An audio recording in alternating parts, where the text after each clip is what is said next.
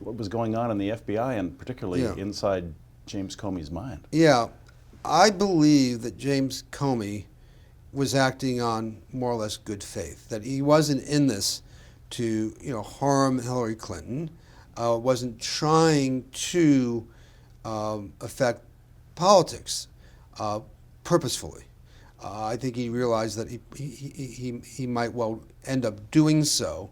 When he first came out and said, there was no reason to prosecute her, Republicans and others thought he was playing politics then, to their detriment and unnecessarily helping Hillary Clinton, even though he went pretty far at that point and didn't just say she wasn't being prosecuted. He gave an evaluative judgment that she had acted in a reckless manner, which again is something the FBI is not really supposed to do.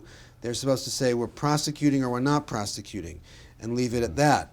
But he took that step, and you can argue one way or the other whether it was right to give more public information or not. But then when he got closer to the election, when he made the announcement that they were again looking at emails that might potentially be relevant, an announcement that was widely misinterpreted and miscast purposefully by Donald Trump, Republicans, and conservatives, that he had reopened the investigation into Hillary Clinton. I think at that stage, he made, he had a tough decision, maybe erred in the decision he made. What he was worried about, and I know this from my reporting, is that there were FBI agents in the New York Bureau who were investigating Anthony Weiner, a congressman who was accused of having underage sexting, sending texts or messages of sexual nature with underage women, young women. And he was married, or was married then, to Huma Abedin, a top aide to Hillary Clinton. And when the FBI agents looked at his laptop, they apparently saw a lot of emails that involved Huma Abedin. And they wanted to look at these because they thought they might be relevant to the email server investigation. As it turns out, they weren't at all. They were just complete duplicates of what had already been found elsewhere. But Director Comey was worried that they would leak the story. These FBI agents, many of whom were allied with Rudy Giuliani, or they didn't like Hillary Clinton because they were investigating the Clinton Foundation, and the Justice Department said that their investigation shouldn't proceed because there wasn't enough material there. There was no real evidence of wrongdoing. And so he was worried that they would go rogue and leak to the media that they were reopening this investigation. And I think James Comey believed that if he got out ahead of this and said, well, this is what the story is, it's not a investigation, that he would contextualize it and frame it accurately. And the lesson, at least in hindsight, is, if you let a bull out of the corral, you can't necessarily hold on to the horns and direct where it goes. Yeah, and they couldn't get the bull back in the corral. No, and before then the election. a week later, he then put out a statement saying, we've looked at these emails, there's nothing there. Yeah. But for the whole last week, there was story after story after story about this possible reopening of the investigation. And in a way that I think symbolized an error that a lot of the media made throughout the campaign of being hyperbolically focused on the email controversy. Now, I don't believe it was a nothing burger, but on a scale of 1 to 10 in terms of scandalous activity, it was a good solid 4. And she did something wrong; she deserved to be looked at, but there was an obsession with it that didn't match any of the on the Trump side. There was no obsession with his conflicts of interest, with his mob ties, with any of this Russian business, with the Russian hacking, and so I think that's where the Hillary Clinton camp and others who critique the media's coverage of the campaign actually have a fair point. You mentioned the New York field office of the FBI.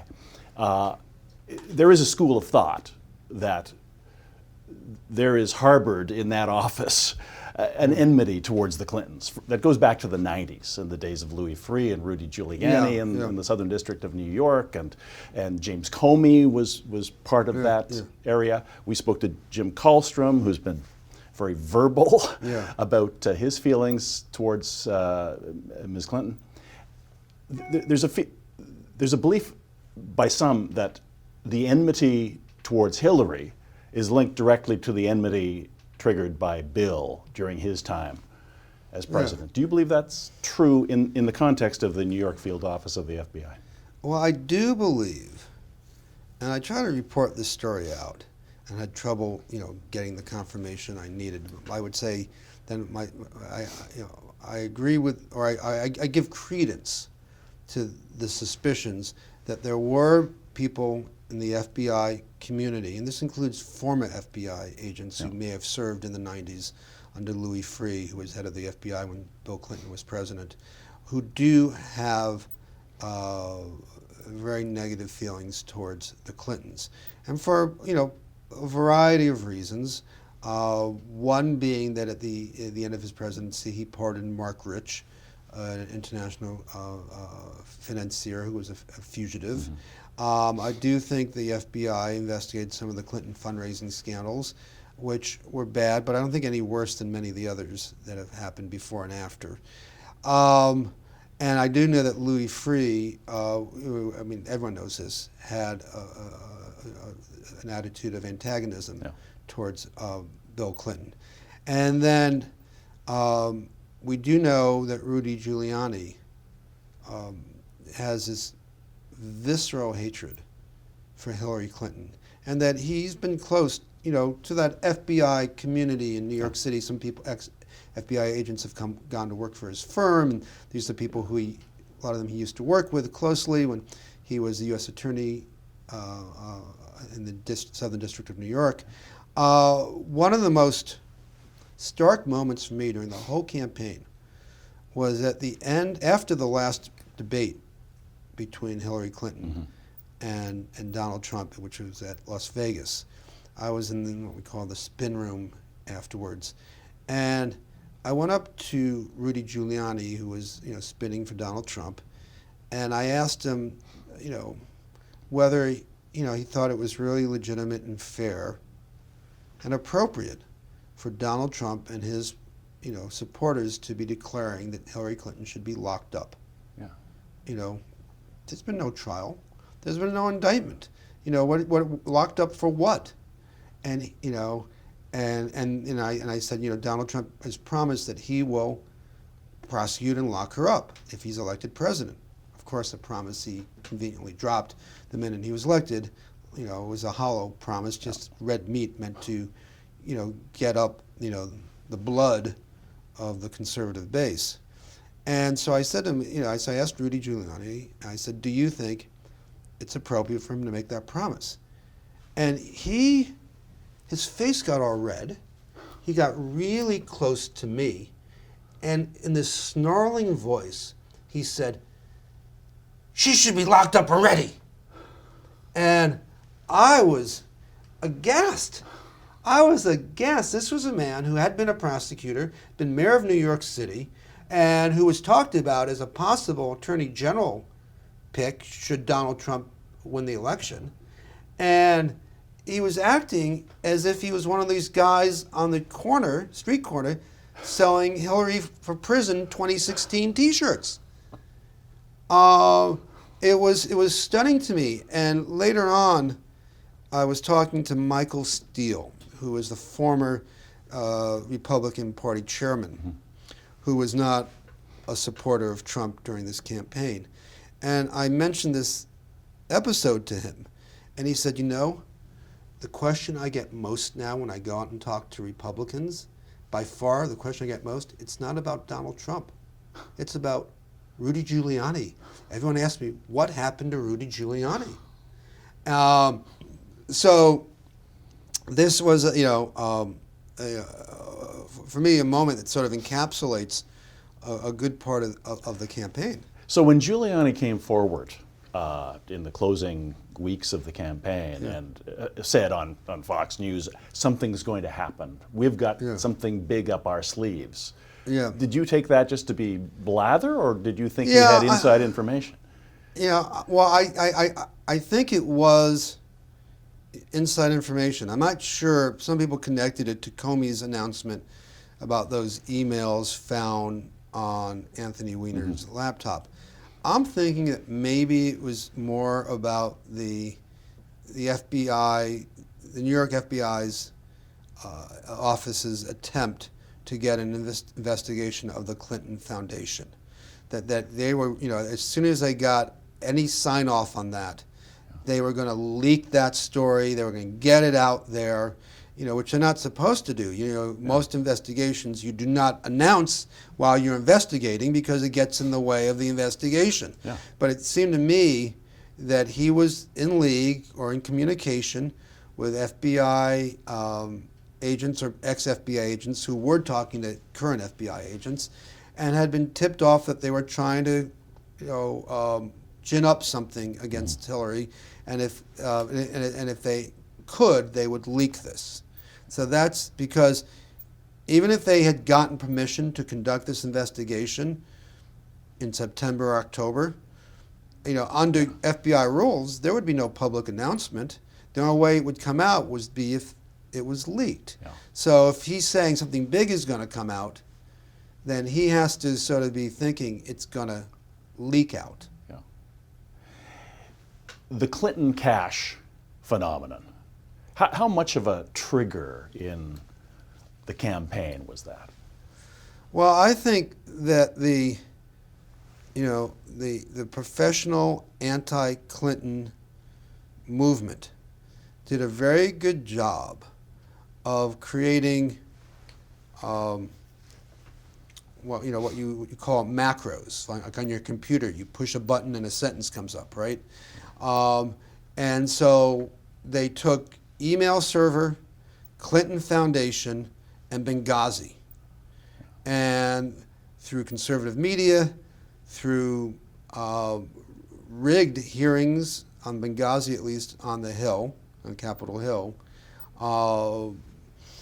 they were able to sort of generate these loaded, rigged accounts of what went on with these on all three fronts. Email server that she had, basically given classified information to our enemies. On the Clinton cash that the Clinton Foundation was, as Trump kept saying, the most corrupt, criminal enterprise ever. Forget about Al Capone or the mob, or the French Connection or anything else.